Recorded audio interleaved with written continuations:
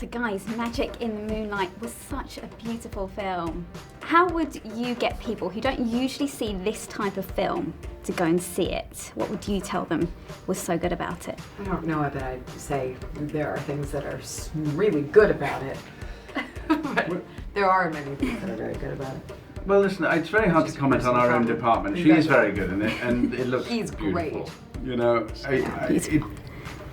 you know, But it is hard to talk about your own movie and tell people to go see your own movie. It is, and which that's is what the we're irony here of for. doing press. Yeah. Yeah.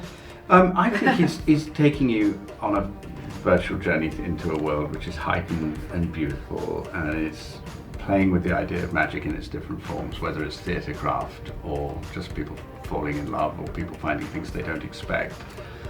And it is, he's described it, what was his, it wasn't confection, what did he call it? A souffle. A souffle. It's willfully light. He's not, it doesn't come in the character of weighty material. And so I think if you're in the mood for something which has a light, clever, highly pleasing dexterity about it, it certainly worked for me. Mm-hmm. And I've only ever liked about 3 things I've ever done in my whole life. This is one. And Colin, your character, he doesn't care what other people think, often refers to him as a genius himself. So if you guys could not worry about what other people thought, could be completely egotistical, what would you say were your best qualities? Well, that wouldn't be egotistical if you weren't worrying about what other people thought, would it? I suppose not. Or is that narcissistic? To not consider anyone else? Oh, this is it can be, yeah. What would we say are our own best qualities? What's your best quality? That's actually an utterly impossible question. That really is where you plead the fifth. That is really impossible. No, nice try. Oh, damn it, never mind. Obviously there's a lot of telepathy kind of theme in this, looking into the future. If you could see into the future, how would you kind of like your lives to play out? Oh God, these are really hard-hitting questions. I don't want to, for a start. That may sound like a dodge, but I'm on the record with this. I don't want my palm read. I don't want to have a crystal ball. And I don't want any giveaways about it. I suppose if you could convince me beforehand somehow that it was all rosy and it was going to last for a very, very long time, then I might have a peek. But I don't want to find out anything other than that. I think struggling with one's relationship with the present is challenging enough. So I wouldn't. I mean, if I could do, like one of those sci-fi films where you get a chance to avert disaster, I suppose there might be something worthwhile about it. But I don't want to know. How about you, Emma? I always want to know. I always want to know how things will turn out, what I can do to change the future, how I can avoid certain disaster. And I think it's actually, it is what Colin's saying. It keeps you from, it's just like living in the past. It keeps you from staying in the present to constantly be focused on the future. And if you knew, God, I don't know what that would do to you.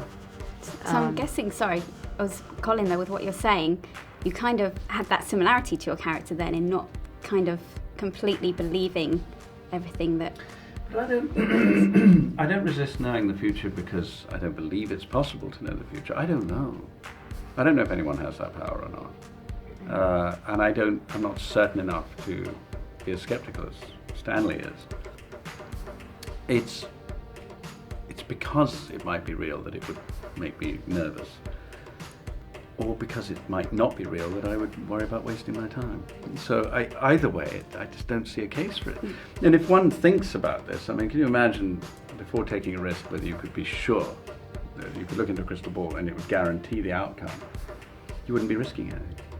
You would know, and therefore you wouldn't have to apply your judgment. And therefore, what would it do to us and our faculties? I think it would probably change the way we operate as human beings.